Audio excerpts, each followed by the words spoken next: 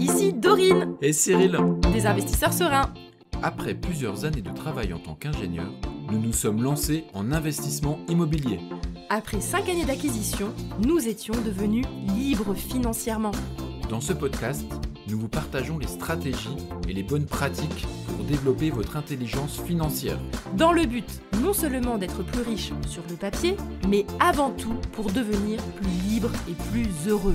Alors, ouvrez grand vos oreilles et préparez-vous à atteindre vos objectifs. Comment rédiger une offre d'achat immobilier? Hello les investisseurs sereins, j'espère que vous allez bien. Aujourd'hui, je fais un épisode un petit peu différent de d'habitude parce qu'on va aller vraiment dans du concret de chez concret. Je sais pas, c'est mon humeur, j'en avais envie. Et en plus de ça, c'est tellement concret là, ce dont on va parler aujourd'hui, que je me suis dit, je vais également rédiger ce modèle d'offre par écrit effectivement et vous donner la possibilité de la recevoir par email. Parce que là, je vais vous expliquer comment est-ce qu'on fait une offre d'achat par écrit, mais j'ai également rédigé un modèle. Comme ça va vous donner concrètement le modèle. Comme ça, vous n'avez pas besoin de réécouter le podcast à chaque fois que vous rédigez une offre. Bah non, vous aurez votre modèle par écrit. Donc, il suffit de le télécharger dans le lien dans la description si jamais vous n'êtes pas encore abonné à la newsletter. Et si vous êtes abonné à la newsletter, normalement, vous avez reçu ce matin à 6h30 le fameux modèle le jour de la sortie de cet épisode. Donc, si vous n'êtes pas encore abonné à la newsletter, ou bien que vous pensiez que vous étiez abonné à la newsletter mais que ce n'était pas le cas, il suffit de cliquer sur le lien juste en dessous dans la description.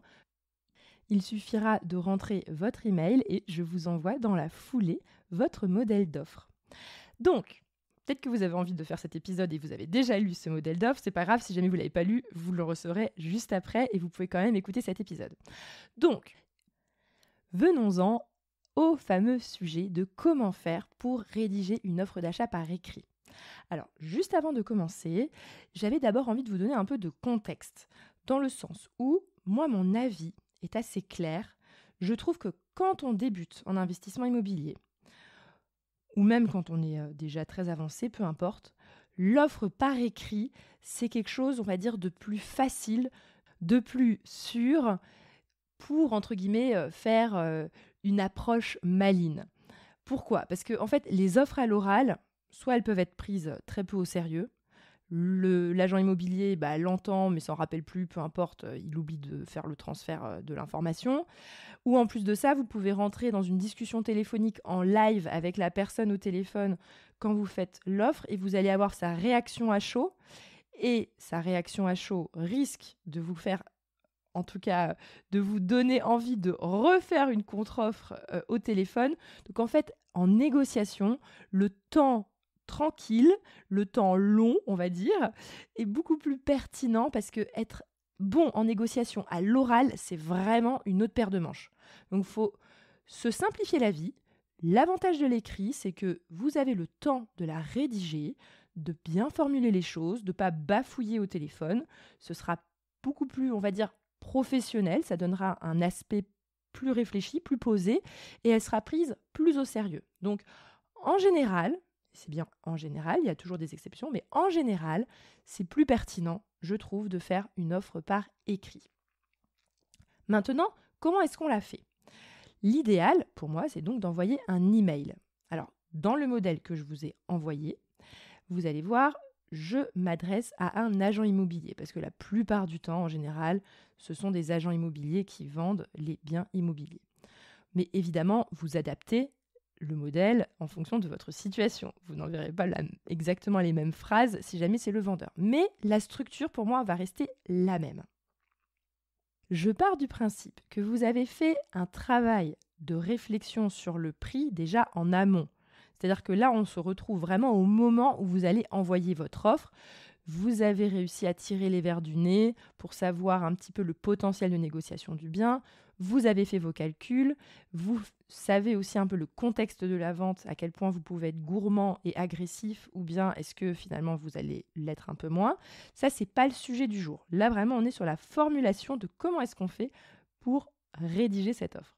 Donc, je pars du principe que vous avez bien réfléchi à votre prix, qu'il n'est pas trop élevé. Et donc, on attaque. Dans l'objet, vous mettez offre d'achat 17 rue de la Négociation à Rentaville. Donc, en gros, vous mettez l'adresse du bien. Et comme ça, la personne, l'agent immobilier, voit tout de suite dans sa boîte mail que c'est une offre d'achat. Et là, forcément, il va l'ouvrir en priorité. Les agents immobiliers, ils aiment bien les offres d'achat. Bonjour, monsieur, madame XXX. Tout d'abord, je souhaite vous remercier pour le temps accordé lors des différentes visites effectuées pour le bien situé au 17 rue de la Négociation à Rentaville. Donc cette première phrase a pour objet de mettre l'agent immobilier déjà dans une situation propice parce que vous le remerciez, donc il est déjà content, ça fait toujours plaisir d'être remercié. Donc ça met déjà dans un mood agréable, parce que, voilà, évidemment, vous mettez, si jamais il y a eu vraiment beaucoup de visites et de contre-visites avec des devis, etc., bah vous appuyez ça. Si jamais il n'y a eu qu'une seule visite et que vous faites une offre directe, bon, c'est peu probable, mais si vous avez un peu de travaux, vous avez fait au moins une contre-visite, donc vous remerciez pour ces visites. Et évidemment, vous précisez l'adresse exacte du bien ainsi que la ville, parce que l'agent immobilier, il peut ne pas se rappeler de vous exactement. Donc comme ça, tout de suite, il va resituer. Ensuite, on continue. Grâce à cela, nous avons été en mesure d'étudier le projet de façon approfondie pour pouvoir vous faire une offre réfléchie. Alors, l'idée, c'est juste d'appuyer le fait que vous avez bien réfléchi, que vous avez étudié le projet et que la proposition que vous allez faire, c'est une proposition sérieuse qu'il va pouvoir, en tout cas, considérer vraiment, voilà, on va dire, vous introduisez la chose pour qu'il soit propice à écouter votre offre. Alors évidemment, peut-être que votre offre est très agressive et il va tomber de sa chaise quand il va la lire, mais au moins vous l'avez un petit peu préparé au fait que vous allez annoncer le prix. Ensuite, on annonce le prix. Compte tenu des travaux à réaliser, à la note énergétique et les taux d'intérêt actuels particulièrement élevés, je suis en mesure de vous faire une offre au prix de 200 000 € frais d'agence inclus. Alors, déjà, pourquoi est-ce que je mets quelques petits points avant d'annoncer le prix ? C'est déjà pour préparer à la baisse de prix. Donc, je fais quelques petits mots pour dire attention, compte tenu des travaux à réaliser, à la note énergétique, au taux d'intérêt actuel particulièrement élevé, en fait, comme ça, vous appuyez en fait déjà les problématiques du bien et vous commencez déjà à justifier votre offre particulièrement basse. Probablement que vous faites une offre basse, en tout cas j'espère pour vous. Et donc, à ce moment-là, vous annoncez le prix. Moi, j'annonce toujours le prix plutôt en début d'email, pour la simple et bonne raison que quand on a une offre d'achat, la première chose que la personne fait quand elle ouvre l'offre, elle va regarder le prix. Donc, même si vous la mettez à la fin de votre email, la personne, elle va même pas lire votre email, elle va scroller jusqu'en bas de votre email pour voir le prix. Donc, autant tout de suite annoncer la couleur et ensuite, la personne va lire vos explications juste en dessous. Ensuite, je sépare en deux grandes parties. Une fois que vous avez annoncé le prix, pour moi, la première étape, c'est de parler de vous, c'est-à-dire d'expliquer quel est votre profil d'acheteur pour rassurer quant à votre capacité à être financé. Alors, dans l'exemple, ce que j'ai mis, c'est « Voici les différents éléments me concernant qui pourraient intéresser les vendeurs. Nous sommes un couple avec 2 enfants, 3 ans et 5 ans, et nous souhaitons préparer notre retraite grâce à cet investissement. » Alors cette phrase, moi je la trouve plutôt propice en fonction du profil des vendeurs, parce que vous pourrez être surpris que si jamais vous avez un profil plus touchant, eh bien ça, on va dire, ça réveille aussi une fibre d'avoir envie de faire un effort parce que vous avez l'air d'être un couple bien sympathique avec des enfants en bas âge, donc forcément on a envie de faire un effort. Ok ? Ça c'est très subjectif, mais je sais qu'en l'occurrence nous pour notre négociation de la résidence principale, on a sorti les violons pour que la personne ait envie de faire un effort pour nous. Parce qu'on savait que d'un point de vue émotionnel, ça lui faisait plaisir de savoir que ce n'étaient pas des investisseurs impersonnels qui reprenaient un bien alors que c'était dans une succession. Donc il faut réfléchir un petit peu à ces choses-là. Mettez-le en avant si jamais c'est votre cas. Alors évidemment, si vous n'avez pas d'enfants de 3 ans et 5 ans, vous ne mettez pas ça dans votre offre. Mais c'est un exemple, donc n'hésitez pas à dire c'est pour préparer ma retraite. Comme ça vous rend plus humain. Donc je trouve ça plutôt pertinent de le faire. Ensuite, vous appuyez avec des éléments très factuels. Nous sommes salariés en CDI depuis tant à telle entreprise très connue. Je suis chef de projet, machin. En gros, vous sortez les arguments un peu pompeux que vous pouvez mettre en avant sur votre profil. Parce que forcément, ça dépend de votre profil. Il faut réussir à formuler les choses pour que ça fasse, on va dire, rassurant. Si vous avez de l'épargne, et beaucoup d'épargne, c'est le moment aussi d'en parler. Par exemple, le montant d'épargne dont nous disposons correspond à plus de X% du prix d'achat, ou même, si jamais votre résidence principale est déjà remboursée ou quasiment remboursée, mentionnez-le. En gros, c'est le moment là de vous mettre en avant et de rassurer sur le fait que vous allez être capable de mener à bien votre financement. Vous concluez, ces différents éléments nous permettent d'être confiants vis-à-vis des banques et notre volonté de mener à bien ce projet. Et ensuite, on passe à la deuxième partie dont je vous ai parlé. Et là, c'est là qu'on va, entre guillemets, un petit peu justifier la baisse de prix en expliquant les problèmes. Cette proposition est justifiée par le budget de rénovation énergétique à prévoir au vu du DPE, la mise aux normes de l'électricité, la rénovation complète du bien, la toiture à faire réviser, à changer, les locataires déjà en place avec un faible loyer. Bref, vous faites la liste absolument de tout ce qui ne va pas dans le bien. Peu importe si jamais ça ne vous dérange pas, vous mettez tout ce qu'un œil extérieur pourrait penser que c'est mal, que ça fait peur, et donc ça, vous mettez cette liste juste en dessous. Ok ? Et pour finir, vous concluez l'email en expliquant « Merci de bien vouloir faire parvenir l'ensemble de ces éléments au vendeur avec la proposition. » En gros, en fait, là, ce que vous venez de faire, c'est que vous avez mâché le travail de l'agent immobilier. Il a reçu votre proposition, il sait les éléments à dire à votre sujet, et en plus de ça, les éléments qui justifient votre baisse de prix. Donc en fait, c'est une sorte de pré-mâchage de travail. Il aura juste à téléphoner au vendeur et à lui expliquer l'offre. Peut-être qu'il va juste transférer l'offre en transférant l'email.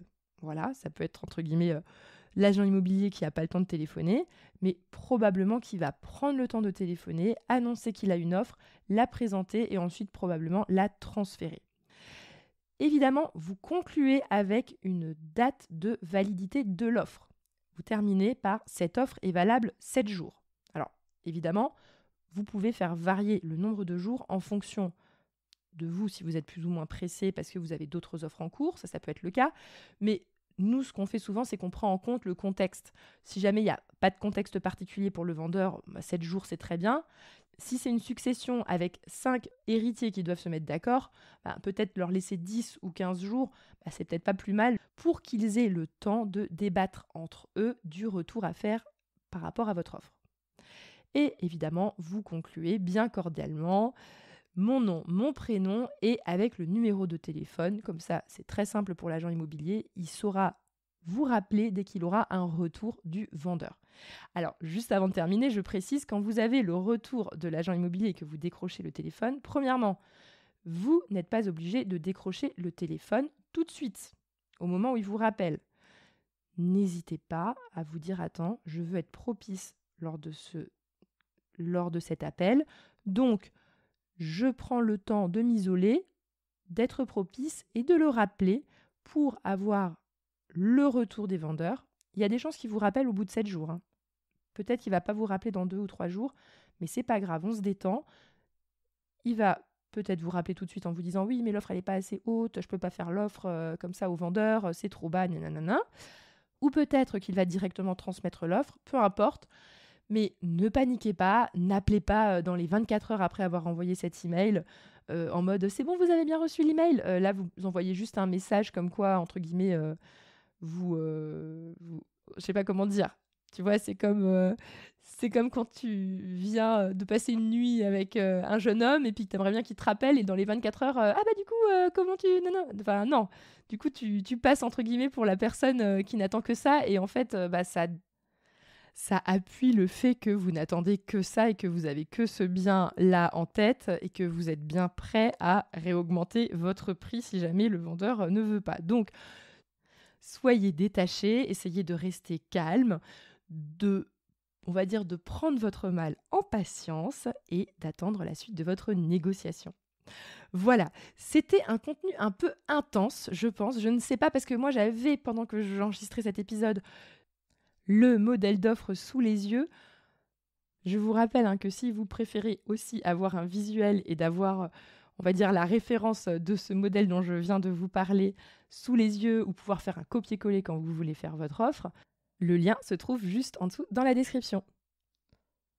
Sur ce, je vous souhaite à tous une excellente journée et à bientôt!